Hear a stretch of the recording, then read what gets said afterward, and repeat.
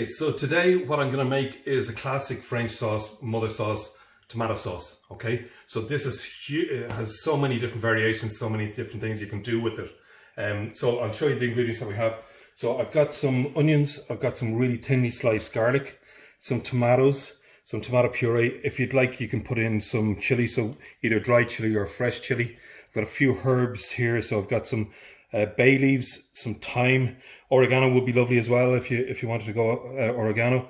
I've got some fresh basil, and then you could use fresh tomatoes if you prefer. So this, how versatile this is, it's so many different things you can make from this sauce. So if you all the classic tomato sauces for pasta, like arrabbiata sauce, puttanesca, marinara sauce. You can also make soup, a tomato soup with the tomato and basil soup. This sauce can be done in the oven. You can just put in some fresh tomatoes, just core them. These here are the stalks of the tomato, which are really good in the sauce as well. They add a depth of flavor. So I'm going to put them in, but I'm also going to take them out. So all the herbs and the tomato stalks I'm going to put in early in the cooking. So the first thing you want to do is to start the sauce is to get yourself a pan, and I'm going to put olive oil, a good bit of olive oil into here, and I'm going to start with the onions. So a good bit of base of the sauce is olive oil on the bottom. So a good bit of that. And then I'm going to turn that on and put in some onions. So you could do it if you want just with the garlic. What I would suggest with the garlic, if you do, is to put the garlic into cold oil and then start the heat on the pan. And then by the time the heat comes up, it'll cook the garlic without browning it too much. So I'm going to start with the onions. I'm going to sweat these down. Any of these kind of woody herbs or dried herbs, you need to put them in early in the cooking so they get the flavour out of them. Also, dried herbs are 3 times as strong as fresh herbs, so you have to be aware of that. So don't put in too many dried herbs.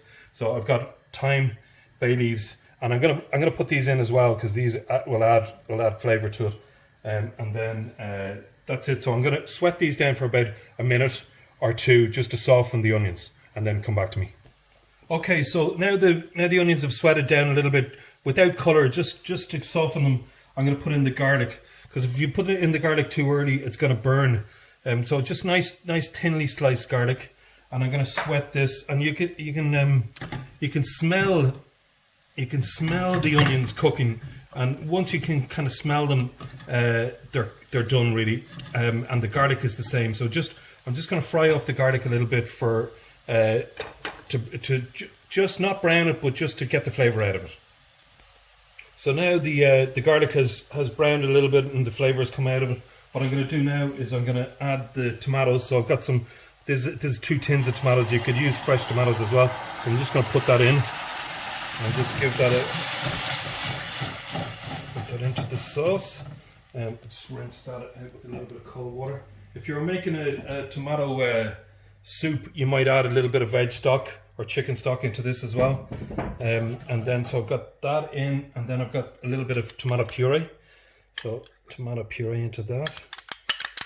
And you need to cook tomato puree. You need to cook it for at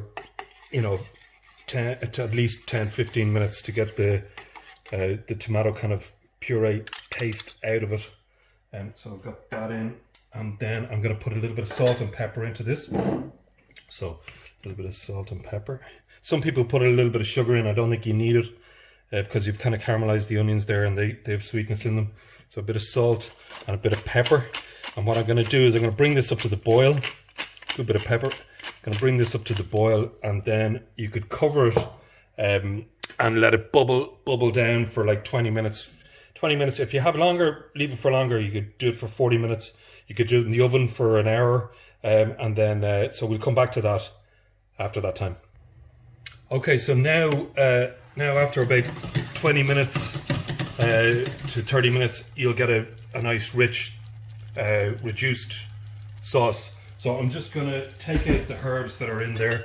So I've got the tomato vines, and then you always count how many bay leaves you put in. So I put in 3. So I'm going to try and fish those out. So just take these out, just reduce that down. So we just take out, and any thyme leaves that we've got, we take those out. And then what we're going to do, so there's the bay leaves, there's 3 bay leaves there, and then any other little pieces of herbs that you put in. So I'm going to take those out, and then I'm going to blend this sauce. So if you don't have a blender, you don't have to blend it. You can just use it, leave it chunky like this, and then that's fine. That's nice sauce, nice chunky sauce. If you didn't put the onions in, it wouldn't be as chunky. So I mean, it's up to you. Also, you could put a bit of veg stock, as I say a little bit of veg stock or a little bit of chicken stock in there and blend it, and that's a lovely healthy soup, nice tomato soup. Or a bit of cream could be a nice cream with tomato soup. So I'm going to blend it now, and then I'll present it for you. Okay, so that's our tomato sauce done, finished. So you can use that with lots of different things. What I'm going to do now is I'm going to put a bit of basil in it. So that's some fresh basil, just to make it into a nice fresh basil sauce to go over pasta or anything you'd like. Or you could make a little bit of chicken stock, as I say, or veg stock in, and that would make it a lovely tomato and basil soup. So just chop that up and we'll put that in. Or you can tear it in as well. A lot of people tear basil instead of cutting it. And that's it. Done.